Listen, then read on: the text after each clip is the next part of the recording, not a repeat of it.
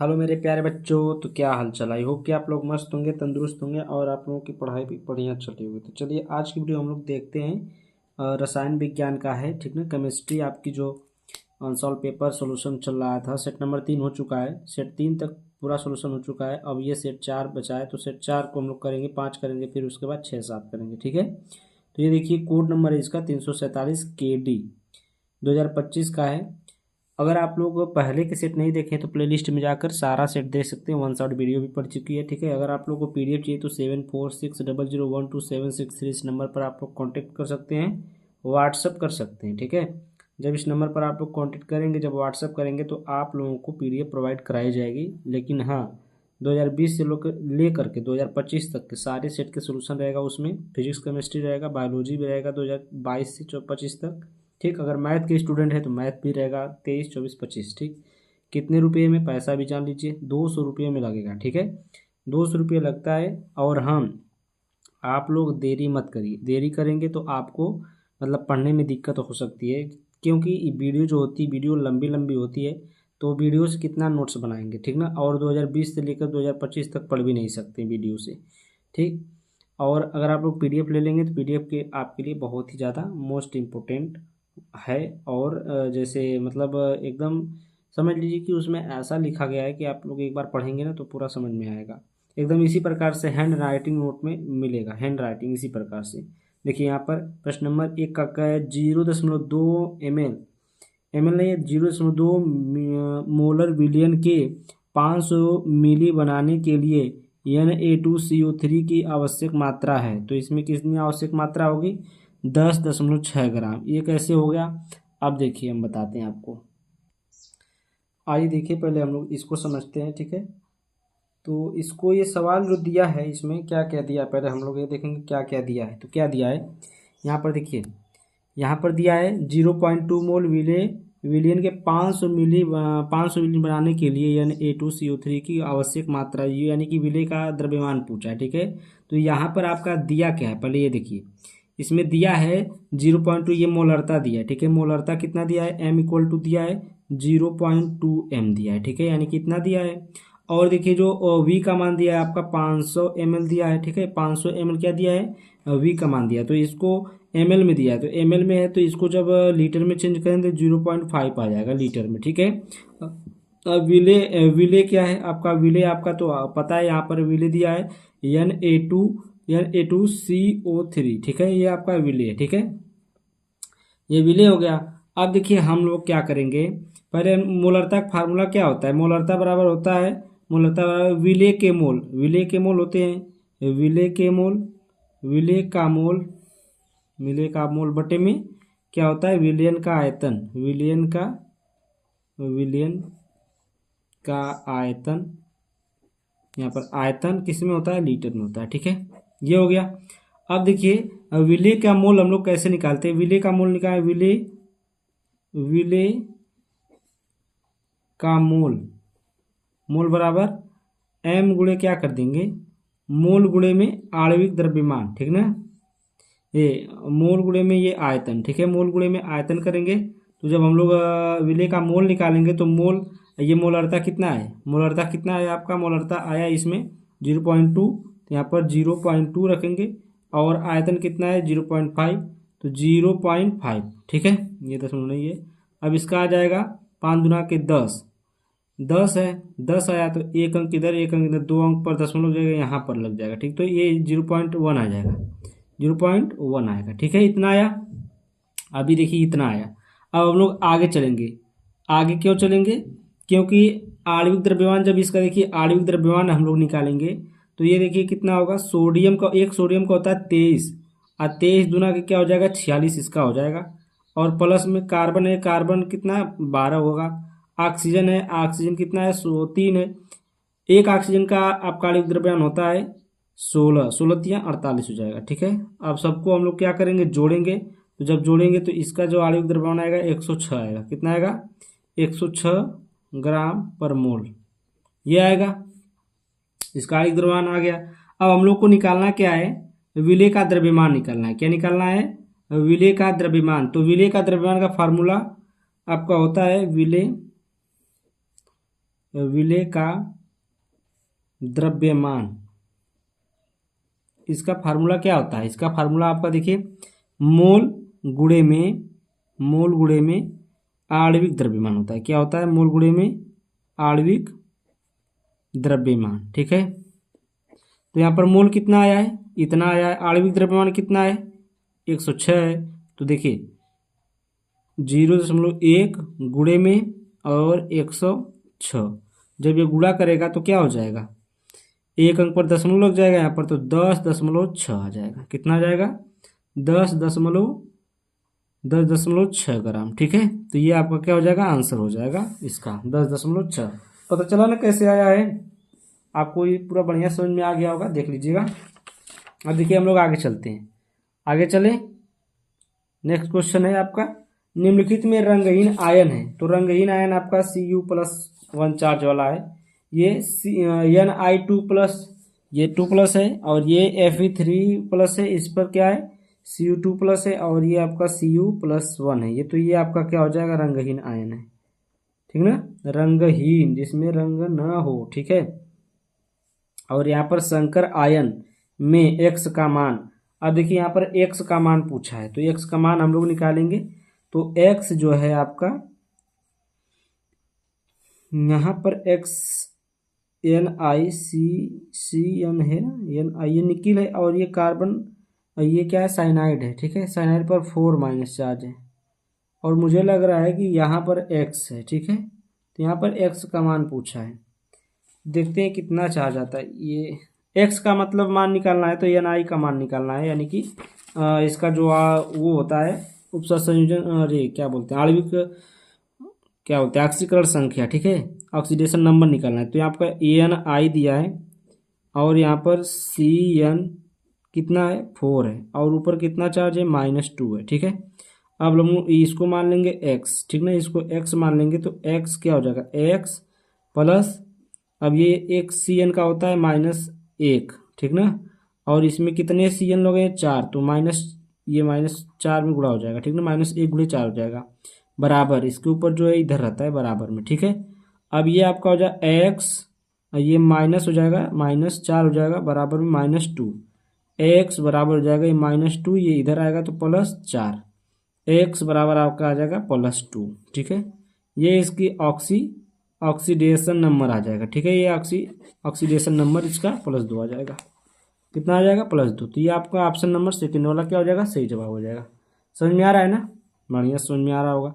ये देखिए अभिक्रिया CH3COCl+H2, जो उपस्थिति दिया है कि PD × BaSO4 दिया। ठीक ना, पैलेडियम या बेरियम सल्फाइड दिया है, में उत्पाद है। तो इसमें जो उत्पाद बनता है, इसमें क्या बनता है? एल्डिहाइड बनता है। क्या बनता है? एल्डिहाइड बनता है। ठीक है, इसमें क्या बनता है? एल्डिहाइड बनता है आपका। तो आइए इसको भी हम लोग समझ लेते हैं कैसे ये बन रहा है। ठीक है, तो यहाँ पर देखिए, पहले हम यहाँ पर एक ट्राई करके देखे हैं। तो यहाँ पर देखिए RCHO होता है एल्डिहाइड का फार्मूला। तो आपका R हो गया, ये क्या? CH3R हो गया। ठीक है, और बचा C, तो एक C बचा है, तो एक C ये वाला हो जाएगा, और इसके साथ डबल बॉन्ड में ऑक्सीजन जुड़ा होता है, तो यहाँ पर क्या हो जाएगा? डबल बॉन्ड में ऑक्सीजन जुड़ा है, और इसके साथ एक क्लोरीन है, तो क्लोरीन किसके साथ जुड़ा होता है? कार्बन के साथ जुड़ा होता है। अब यहाँ पर देखिए प्लस में क्या किया है? H2O किया है। प्लस में क्या है? H2O। अब इसको हम लोग जो भी वहाँ पर उपस्थिति दिया है, इसको ले लीजिएगा आप, उपस्थित करा दीजिएगा। अब देखिए यहाँ पर 2 हाइड्रोजन है, 2 हाइड्रोजन है ना, ये क्लोरीन क्या करेगा? अपना क्या करेगा? अपना इलेक्ट्रॉन लेकर के चला आएगा। ठीक है, ये अपना इलेक्ट्रॉन लेकर के क्या आ जाएगा? बाहर आ जाएगा, ये बांड तोड़ करके। तो इस पर आएगा कितना? इस पर आ जाएगा माइनस चार्ज, और ये हो जाएगा आपका देखिए कार्बन अकेला, तो इसको चाहिए हाइड्रोजन। ठीक है, क्योंकि इसका जो है, जब इसका सहसंयोजक बांड पूरा नहीं होगा तब तक यह पूर्ण नहीं है। तो इसको क्या चाहिए? एक हाइड्रोजन चाहिए अपना इलेक्ट्रॉन पूरा करने के लिए। तो यहाँ पर CH3, और यहाँ पर C, और यहाँ पर डबल बांड इधर O लगा दीजिए, H लगा दीजिए। ठीक है, तो यह CH3CHO हो गया, एल्डिहाइड बन गया। और प्लस में आपका क्या बन जाएगा? एक हाइड्रोजन बचा है, एक क्लोरीन ये वाला, तो यहाँ पर आपका ये क्या बन जाएगा? HCl बन जाएगा, HCl हाइड्रोक्लोरिक एसिड बन जाएगा। ठीक है, तो यहाँ पर समझ में आया ना क्या बना? एल्डिहाइड बनेगा।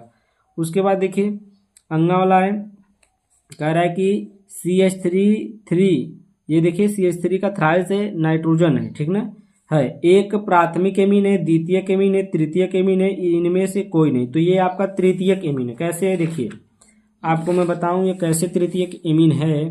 तो यहाँ पर क्या है, CH3 है, इसका थ्राइस है, और ये किसके साथ जुड़ा है, नाइट्रोजन के साथ। तो एक नाइट्रोजन के साथ एक गो इधर CH3, एक गो इधर CH3 और एक गो इधर CH3। तो ये कितना हो जाएगा, 3 गो ये एल्किल ग्रुप जुड़ गया नाइट्रोजन से। अगर देखिए NH2 और यहाँ पर एक जुड़ा है CH3, तो ये हो गया प्राथमिक एमीन, ठीक है, या प्राथमिक एमीन हो गया। और इसमें कितना भी जोड़ दो CH3 CH2, कितना भी जोड़ दो CH3 CH2, ये प्राथमिक एमीन है, क्योंकि ये एक ही चैन में सब जुड़ता जा रहा है ना। और अगर आप लोग NH करके और यहाँ पर CH3 और यहाँ पर CH2 CH3 ऐसे जोड़ दीजिए, CH3 यहाँ पर CH2 ऐसे जोड़ देंगे, तो ये आपका द्वितीयक एमीन होगा, ठीक है, क्योंकि एक नाइट्रोजन से 2 एल्किल ग्रुप जुड़ा हुआ है। तो ये क्या हो जाएगा, द्वितीयक एमीन। अब इसी नाइट्रोजन से 3 गो कार्बन समूह जुड़ा है, 3 ठे अलग अलग जुड़ा है, तीनों ओर से जुड़े हैं, तो ये आपका हो जाएगा तृतीयक एमीन। तो ये कौन सा एमीन होगा, तृतीयक एमीन होगा। ऑप्शन नंबर आपका 3rd वाला सही जवाब होगा, ठीक है। बात समझ में आ रही है बढ़िया से। एस्कॉर्बिक अम्ल है, जो आपका एस्कॉर्बिक अम्ल होता है एक विटामिन होता है। क्या होता है एस्कॉर्बिक अम्ल, ये आपका विटामिन होता है। एस्कॉर्बिक अम्ल आपका विटामिन होता है, ठीक है, तो ये आपका विटामिन हो जाएगा। अब आगे चलते हैं नेक्स्ट पेज पर। अब देखिए प्रश्नोत्तर संख्या आपका आता है 2, ठीक है, प्रश्नोत्तर संख्या 1 खत्म हुआ। 2, हिमांक में अवनमन एवं विलेय के मोलर द्रव्यमान में क्या संबंध है। हिमांक में अवनमन और विलेय के मोलर द्रव्यमान में क्या संबंध है। तो देखिए संबंध, हिमांक में अवनमन विलयन की मोलरता के समानुपाती होता है। जो हिमांक का अवनमन होता है, जिसको हम लोग डेल्टा TF से दर्शाते हैं, वो जो होता है, जो मोलरता जो होती है, मोलरता के समानुपाती होता है। इसे निम्नलिखित समीकरण द्वारा दिया जाता है। तो यहाँ पर देखिए delta TF equal to KF। पहले तो ये देखिए इस प्रकार से होता है, पहले क्या होता है, ये प्रोपोर्शनल के चिन्ह में होता है कि डेल्टा TF जो होता है, डेल्टा TF प्रोपोर्शनल होता है इस प्रकार से यम की, यानी कि मोलरता की, ठीक है। तो यहाँ पर क्या हो गया, डेल्टा TF और यहाँ पर KF लग गया, क्योंकि यहाँ पर जो प्रोपोर्शनल की चिन्ह था वो हट गया, ठीक है। तो यहाँ पर KF लग गया, इंटू में यम इक्वल टू आप लोग जानते हैं जो मोलरता का फार्मूला होता है वो क्या होता है, स्मॉल w इंटू 1000 बटे में कैपिटल M गुणे में कैपिटल W, ठीक है। ये कैपिटल M क्या है, ये जो अणु भार है, और ये क्या है, विलायक का द्रव्य भार है, ठीक ना, विलायक का भार है, और ये अणु भार है, और ये क्या है, विलेय का भार है 1000। ये मल्टीप्लाई किया जाता है जब ये ml में होता है, ml में, ठीक है। जब ml में नहीं रहता, जब लीटर में kg में रहता है ना, तो kg के लिए हम लोग क्या करते हैं, मल्टीप्लाई करते हैं, ये kg के लिए नहीं मल्टीप्लाई करते, ठीक है। तो यहाँ पर देखिए यम इक्वल टू क्या होता है, विलेय का मोलर द्रव्यमान है, और ये स्मॉल एम जो आपका है, ठीक है, ये स्मॉल एम जो है n अपान जैसे ये मोल बराबर होता है मोलों की संख्या बट्टे में n बराबर मोलों की संख्या, और ये स्मॉल w बराबर भार है, ठीक है। तो ये n बराबर मोलों की संख्या और ये स्मॉल w क्या है, भार, किसका भार है, विलेय का भार है, ठीक है। तो यहाँ तक यही मतलब आपको लिखना है, ठीक ना। 1-2 नंबर में क्या लिखेंगे, जितना बड़ा क्वेश्चन जितने नंबर का रहेगा उतना ही आंसर देना है आपको, बहुत ज़्यादा नहीं। प्रश्न नंबर 2 का ख देखिए, यहाँ पर अम्लीय और क्षारीय माध्यम में KMnO4 का तुल्यांकी द्रव्यमान भिन्न होता है, क्यों। देखिए कह रहा है कि जो अम्लीय होता है और जो क्षारीय माध्यम में, अगर ये KMnO4 है, इसका जो तुल्यांकी द्रव्यमान होता है, जो तुल्यांकी द्रव्यमान हम लोग निकालते हैं EW से निकालते हैं उसका मान, तुल्यांकी द्रव्यमान को भार बटे अणु भार से, ठीक है। तो यहाँ पर देखिए अम्लीय में जो KMnO4 है और अम्लीय माध्यम में लेकर जाते हैं, तो इसका जो तुल्यांकी द्रव्यमान होता है कुछ और होता है। जब क्षारीय माध्यम में इसको रखा जाता है तो इसका जो तुल्यांकी द्रव्यमान कुछ और हो जाता है। ऐसा क्यों होता है, देखिए अम्लीय माध्यम में KMnO4 में मैग्नीज जो होता है, ये मैग्नीशियम नहीं मैग्नीज है, ठीक है, मैग्नीज +7 ऑक्सीकरण अवस्था से +2 ऑक्सीकरण अवस्था में बदल जाता है। इस प्रक्रिया में प्रत्येक KMnO4 अणु 5 इलेक्ट्रॉन ग्रहण करता है। इसलिए अम्लीय माध्यम में KMnO4 का तुल्यांकी भार इसके आणविक भार को 5 से विभाजित करके प्राप्त किया जाता है। ठीक है, तो यहाँ पर जो है, यहाँ पर कहा गया है कि जो अम्लीय माध्यम में होता है, जो आपका KMnO4 होता है ना, ये आपका +7 ऑक्सीकरण अवस्था से +2 ऑक्सीकरण अवस्था तक बदल जाता है। ठीक है, इस प्रक्रिया में प्रत्येक KMnO4 जो होता है 5 इलेक्ट्रॉन ग्रहण करता है। इसमें ये 5 इलेक्ट्रॉन को ग्रहण करते हैं, यानी कि 5 इलेक्ट्रॉन किसी से लेता है। इसलिए अम्लीय माध्यम में जो KMnO4 होता है उसका जब तुल्यांकी भार हम लोग निकालते हैं तो उसके आणविक भार को 5 से विभाजित करते हैं। ठीक है, अब देखिए हम लोग क्षारीय माध्यम में KMnO4 में मैग्नीज जो +7 से ऑक्सीकरण अवस्था से +2 ऑक्सीकरण अवस्था में बदल जाता है। इस यहाँ पर देखिएगा, दिख नहीं रहा था, तो इस प्रक्रिया में प्रत्येक KMnO4 अणु 5 इलेक्ट्रॉन ग्रहण करता है। इसलिए अम्लीय माध्यम में KMnO4 का तुल्यांकी भार इसके अणुभार के बराबर होता है। तो इसमें क्या है, देखिए क्षारीय माध्यम में और अम्लीय माध्यम में बहुत अंतर है। ठीक है, तो क्षारीय माध्यम में KMnO4 में मैग्नीज +7 ऑक्सीकरण अवस्था से +2 ऑक्सीकरण अवस्था में बदल जाता है। इस प्रक्रिया में प्रत्येक KMnO4 अणु 5 इलेक्ट्रॉन ग्रहण करता है। इसमें भी 5 इलेक्ट्रॉन ग्रहण करता है। ठीक है, इसलिए अम्लीय माध्यम में KMnO4 का तुल्यांकी भार इसके आणविक भार के बराबर होता है। तो ये दोनों आणविक भार जो होते हैं बराबर होते हैं। ठीक है, आगे चले। अब देखिए यहाँ पर आपका प्रश्न नंबर 2 का ग आ गया है। कह रहा है कि NH4OH विलयन में CuOH का ट्वाइस घुलनशील है, जबकि NaOH विलयन में नहीं है, क्यों? अब जो कह रहा है कि जो NH4 है, NH4 विलयन में जो CuOH का ट्वाइस है ये घुलनशील है, लेकिन जो सोडियम हाइड्रोक्साइड है उसमें नहीं घुलनशील है, क्यों ऐसा है? ठीक है, तो यहाँ पर देखिए आपका हम लोग देखते हैं, यहाँ पर देखिए पूरा डिटेल में हम लिखे हैं। यहाँ पर NH4 जो है अमोनियम हाइड्रोक्साइड जो होता है, अमोनियम हाइड्रोक्साइड के विलयन में CuOH का ट्वाइस यानी कि कॉपर हाइड्रोक्साइड घुल जाता है। ठीक है, जो कॉपर हाइड्रोक्साइड होता है ये घुल जाता है, क्योंकि यह जो देखिए CuNH3 यानी कि 4+2+ नामक एक घुलनशील जटिल यौगिक बनाता है। यानी कि इसका जो एक कॉम्प्लेक्स कंपाउंड बनता है, जो कॉम्प्लेक्स कंपाउंड होता है ना, ये एक जटिल यौगिक होता है। यानी कि ये जटिल यौगिक का मतलब है कि ये ठोस होता है, यानी कि जटिल होता है। ठीक ना, जटिल यौगिक बनाता है, इसलिए ये क्या हो जाता है, इसमें आपका घुल जाता है। और जो सोडियम हाइड्रोक्साइड के साथ ऐसा कोई जटिल यौगिक नहीं बनता है ना, जो अगर इसके साथ तोड़ करके उसको अगर मतलब ये CuOH ट्वाइस में अगर इसको हम लोग किया जाए तो ये नहीं टूटता है। ठीक है, उसके साथ ऐसा यौगिक नहीं बनाता है। ठीक, इसलिए देखिए ऐसा कोई जटिल यौगिक नहीं बनता है, इसलिए CuOH का ट्वाइस NaOH विलयन में अघुलनशील रहता है। यानी कि जब इसके विलयन में इसको डाला जाता है, कॉपर हाइड्रोक्साइड को सोडियम हाइड्रोक्साइड के विलयन में डाला जाता है, तो यह अघुलनशील रहता है, उसमें नहीं घुलता है। ठीक है, तो यही कारण है, और कोई कारण नहीं है। 2 का घ देखिए, प्रश्न नंबर 2 का घ देखिए, कह रहा है कि निम्नलिखित रासायनिक समीकरण को पूर्ण कीजिए। CH3 CH Br CH3, यहाँ पर KOH, यहाँ पर एल्कोहल लिया गया है, एल्कोहलिक KOH है, और यहाँ पर उष्मा दी जा रही है, हीटिंग कर रहे हैं यहाँ पर। ठीक है, और A बनाना है, B बनाना है। ठीक है, तो यहाँ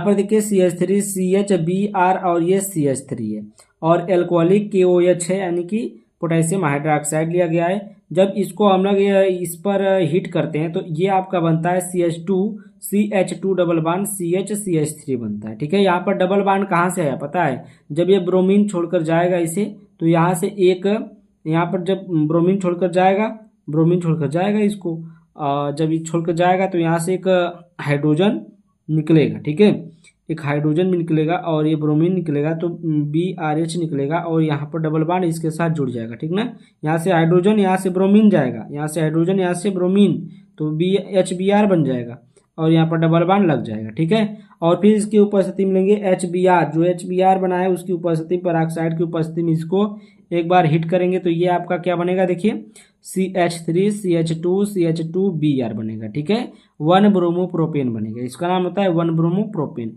ए आपका क्या बना, CH2 double bond CH CH3 propane बना, और बी आपका बना CH3 CH2 CH2 Br 1 bromo propane बना। ठीक है, आपका ए और बी दोनों जो बनाना था बन गया। ठीक है, अब देखिए आते हैं प्रश्नोत्तर संख्या 3 पर। तो यहाँ पर देखिए एथिल एल्कोहल व जल के मिश्रण में भारानुसार 54% जल है। इस मिश्रण में एथिल एल्कोहल तथा जल का मोल प्रभाज ज्ञात कीजिए। तो इसमें जल का मोल प्रभाज ज्ञात करना है। ठीक है, यहाँ पर देखिए हल है, पहले हम लोग इसको थोड़ा सा देखिए, अभी आपको बताते हैं। ठीक है, अब देखिए यहाँ पर जो कहा गया है जो भारानुसार जो जल है 54%। ठीक है, तो जो बचा हुआ रहेगा विलयन वो क्या रहेगा, एथिल एल्कोहल रहेगा। तो यहाँ पर जल जो है कितना है आपका, ये जल देखिए 54%।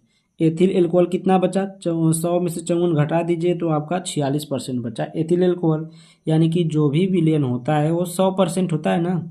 अब 100% में से 54% आपका जल हो गया, तो 100 में से 54 घटा दीजिए, जो बचेगा आपका 46%, ये आपका क्या हो जाएगा, एथिल एल्कोहल हो जाएगा। मान लीजिए मिश्रण का कुल भार आपका 100 ग्राम है। ठीक ना, अब ग्राम में हम लोग इसको लेकर चलते हैं, 100% से 100 ग्राम में लेकर चलते हैं। तो यहाँ पर देखिए 100 ग्राम क्या है आपका मिश्रण है। ठीक ना, मिश्रण कितना है, 100 ग्राम है, जिसमें से आपका जो जल है 54 ग्राम हो गया। अब 54 ग्राम से जो बचेगा वो क्या हो जाएगा, एथिल एल्कोहल हो जाएगा आपका। तो 46 ग्राम आपका एल्कोहल हो जाएगा। अब हम लोग निकालेंगे मोलों की संख्या। तो मोलों की संख्या में पहले जल की संख्या निकालेंगे, जल की मोलों की संख्या।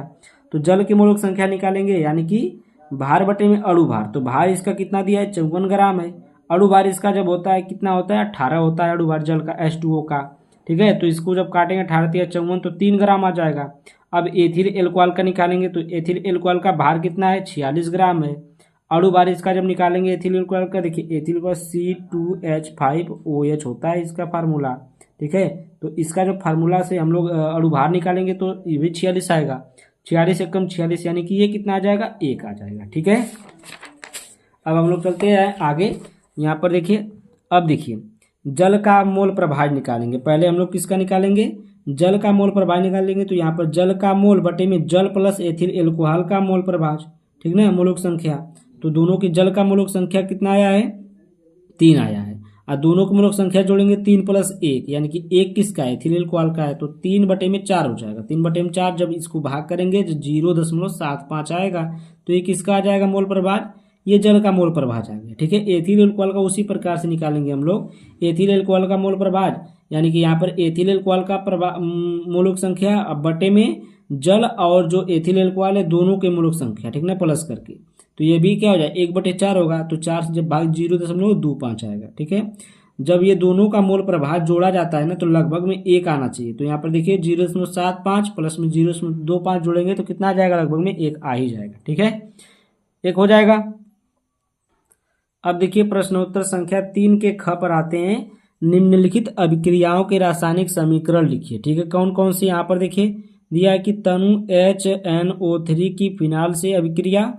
तो यहाँ पर देखिए, यहाँ पर तनु HNO3 ले लिए हैं और यहाँ पर ये फिनाल है। फिनाल क्या होता है, जो बेंजीन पर OH समूह जुड़ा होता है, तो इसी को हम लोग क्या बोलते हैं, फिनाल कहते हैं। तो यहाँ पर देखिए आपका क्या हो जाएगा, बन गया ना। ये देखिए HNO3 तनु है और यहाँ पर देखिए आपका जो है, ये देखिए जब इसके साथ रिएक्शन करेगा तो ये मान लीजिए 1 है, एक अणु है। अगर यहाँ पर 3 अणु रहता ना तो ये तीनों जगह जुड़ जाता, एक यहाँ जुड़ता, एक यहाँ जुड़ता और एक यहाँ जुड़ जाता। ठीक है, तो यहाँ जब तीनों जगह जुड़ता तो ये पिक्री कम हो जाता। अब यहाँ पर ये देखिए आर्थो पोजीशन पर जुड़ा है, आर्थो नाइट्रोफिनाल कहलाएगा। अगर ये पैरा पर जुड़ता तो पैरा नाइट्रोफिनाल कहलाता है। ठीक है, तो और यहाँ पर जल भी निकलेगा यहाँ पर। ठीक ना, H2O। अब देखिए दूसरी पॉइंट है आपका, फिनाल की जल NaOH की उपस्थिति में क्लोरोफार्म के साथ अभिक्रिया। अब देखिए यहाँ पर ये आपका फिनाल हो गया और ये क्या है, कह रहा है कि NaOH, यहाँ पर NaOH की उपस्थिति में क्लोरोफार्म के साथ, यहाँ पर देखिए CHCl3 क्लोरोफार्म है। ठीक है, क्लोरोफार्म के साथ इसका रिएक्शन करना है। तो यहाँ पर देखिए जब फिनाल क्लोरोफार्म के साथ रिएक्शन करता है तो सैलिसिल्डिहाइड बनाता है। क्या बनाता है, सैलिसिल्डिहाइड बनाता है, ये याद रखिएगा। ठीक है, जब फिनाल क्लोरोफार्म के साथ NaOH की उपस्थिति में क्रिया करता है तो सैलिसिल्डिहाइड बनाता है। तो यहाँ पर देखिए, यहाँ पर फिनाल तो था ही, इसके आर्थो पोजीशन पर एल्डिहाइड लग जाएगा तो इसी को बोलते हैं सैलिसिल्डिहाइड, ठीक है। और 3NaCl यानी कि सोडियम क्लोराइड प्लस में 2H2O बन जाएगा, ठीक। इतना बन गया। प्रश्न नंबर 3 का ग देखिए। प्रश्न नंबर 3 का ग क्या है? IUPAC नाम लिखना है। निम्नलिखित यौगिकों के IUPAC नाम लिखिए। प्रश्न नंबर 1 है CH3CO, CH2 का 4 है CH3, या फिर हम लोग इसको ऐसे भी लिख सकते हैं CH3CO और इधर CH2 CH2 CH2 CH2 CH3, ठीक है। इस तरह भी लिख सकते हैं। इसका नाम क्या होगा? हेप्टेन 2,1। यहाँ पर देखिए 1 2 3 4 5 5 6 7 कार्बन है, तो 7 कार्बन है और 7 कार्बन पर आपका दूसरे कार्बन जो है इधर से 1 2 दूसरे कार्बन पर आपका कीटोन ग्रुप जुड़ा है, तो इसको हम लोग क्या बोलेंगे? 1 बोलेंगे। इसके लिए क्या लगता है? ओन लगता है। तो यहाँ पर क्या हो जाएगा? हेप्टेन, ये 2 पर है तो 2 ओन, ठीक ना। क्या हो जाएगा? हेप्टेन 2 ओन हो जाएगा इसका नाम। सिंपल है। दूसरा है CH3 CH2 CHBr CH2, यहाँ पर CH, यहाँ पर CH3 कोष्टक में CHO, ठीक है। अब देखिए इसका नाम क्या होगा? 4 ब्रोमो, यानी कि ये देखिए 1 2 3 इधर से लेंगे, जिधर से ये जो कार्बन जो ग्रुप होता है, ठीक ना, जो ये ग्रुप होता है वो जिधर से नज़दीक पड़ता है उधर से हम लोग इसकी काउंटिंग करते थे। यहाँ 1 2 3 4, ये चौथे पर आया आपका ब्रोमीन, तो यहाँ पर लिखेंगे 4 ब्रोमो, ठीक है। 2 मेथिल, ये मेथिल ग्रुप आया आपका इस पर, दूसरे पर मेथिल ग्रुप आया, तो इसको हम लोग क्या लिखेंगे? 2 मेथिल हेप्टेन, हेप्टेनल। हेप्टेनल अल किसके लिए लगाते हैं? एल्डिहाइड के लिए अल लगाते हैं। तो ये 1 2 3 1 2 3 4 5 6 और एक 7 कार्बन है, तो इसको क्या लिखेंगे? हेप्टेनल लिखेंगे, ठीक है। तो हेप्टेनल हो जाएगा ये। आगे चले। अब देखिए आपका आता है प्रश्न नंबर 3 का घ। विटामिनों का वर्गीकरण किस प्रकार किया गया है? रक्त के थक्के जमने के लिए उत्तरदायी विटामिन का नाम लिखिए। विटामिनों का वर्गीकरण करना है, तो विटामिनों का वर्गीकरण 2 मुख्य आधारों पर किया गया है। कौन कौन सा आप लोग जानते होंगे? पहला होता है घुलनशीलता के आधार पर, और एक होता है वसा, ठीक ना। तो विटामिन 2 प्रकार की होती है। कौन कौन सी? घुलनशील विटामिन और वसा युक्त विटामिन, ठीक है। तो घुलनशीलता के आधार पर, और यहाँ पर पहला वसा युक्त घुलनशील विटामिन, इसको हम लोग देख लेते हैं पहले। तो यहाँ पर देखिए ये विटामिन वसा में घुलनशील होते हैं और शरीर में यकृत में संग्रहित हो सकते हैं। इनका अधिक सेवन विषैला हो सकता है। विटामिन ए जो होता है, विटामिन ए का जो नाम है vitamin A retinol, vitamin D calciferol, ठीक ना, इसको भी कैल्सीफेरॉल कहते हैं। और विटामिन ई जो है टोकोफेरॉल, विटामिन के फाइलोक्विनोन, ठीक ना। इसका क्या है? ये नाम है, कौन सा नाम है? वो नाम है, क्या बोलते हैं? वैज्ञानिक नाम है, ठीक। विटामिन ए को वैज्ञानिक नाम में क्या कहते हैं? रेटिनॉल कहते हैं। विटामिन डी को क्या कहते हैं? कैल्सीफेरॉल कहते हैं। विटामिन ई को टोकोफेरॉल और विटामिन के को फाइलोक्विनोन कहते हैं, ठीक है। उसके बाद देखिए आपका जल में घुलनशील विटामिन है कौन कौन सी? देखिए ये विटामिन पानी में घुलनशील होते हैं और शरीर में संग्रहित नहीं होते। इनकी आवश्यकता नियमित रूप से होती है। अधिक मात्रा में लेने से ये मूत्र के माध्यम से बाहर निकल जाते हैं, ठीक है। जब इसको हम लोग अधिक मात्रा में लेते हैं तो ये क्या होता है? मूत्र के रास्ते से बाहर निकल जाता है, ठीक है। तो यहाँ पर देखिए विटामिन बी है कॉम्प्लेक्स, ठीक ना। तो यहाँ पर देखिए B1 B2 B3 B5 B6 B7 B9 और B12, ये सब क्या है आपका? जल में घुलनशील। और आपका विटामिन सी भी होता है जल में घुलनशील, ठीक है। और यहाँ पर देखिए रक्त के थक्के जमाने के लिए उत्तरदायी जो विटामिन के है। तो यहाँ पर देखिए पूछा था क्वेश्चन में कि रक्त के थक्के जमने के लिए उत्तरदायी विटामिन का नाम लिखिए। तो यहाँ पर हम लिखिए लास्ट में, देखिए जो रक्त का थक्का होता है उसको जमने के लिए कौन सी विटामिन होती है? विटामिन के उत्तरदायी होती है, ठीक है। अगर विटामिन के की कमी है आपके शरीर में तो आपका अगर हाथ कट जाता है कहीं से तो रक्त का थक्का जल्दी नहीं जमता है। तो अब इसके आगे जो है प्रश्न नंबर 4 है। तो चलिए आज की वीडियो इतना ही रहने देते हैं। अगर आपको देखिए पीडीएफ चाहिए होगा ना, पीडीएफ ले लीजिए। पीडीएफ आप लेने के लिए तुरंत आप लोग व्हाट्सअप कर दीजिए, तुरंत आप लोग कॉल कर सकते हैं, ठीक है।